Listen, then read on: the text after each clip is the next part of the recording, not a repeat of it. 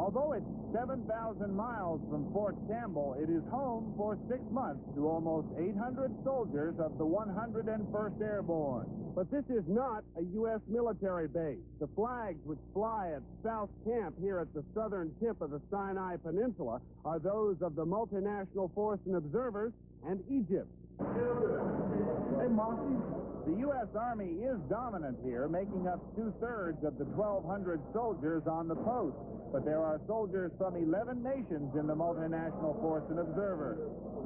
And it's really kind of fun to deal with them on a day-to-day basis and get to know how their forces operate, how they do things, and adjust to their way of things. Just a few miles away from the Americans is the Italian Coastal Patrol Unit. With 3 converted minesweepers, the Italians patrol the nearby Straits of Tiran, making sure shipping moves freely.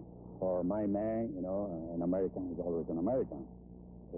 America for Italy is, the country of the future and so on. So, they are very proud to know this and to have these American friends, and they are always in touch with them. They try to speak with them, even if our language, our English is not so well. But I think How's their Italian? I can say that their Italian is improving. It's improving every day, really. Dutch telephone operators share the remote outposts of the Sinai with American squads, and Fiji Islanders are engaged in construction work at the MFO bases. Different nationalities that are working here with MFO, we mix around well, we cooperate well. So we are working under one flag, and everybody seems to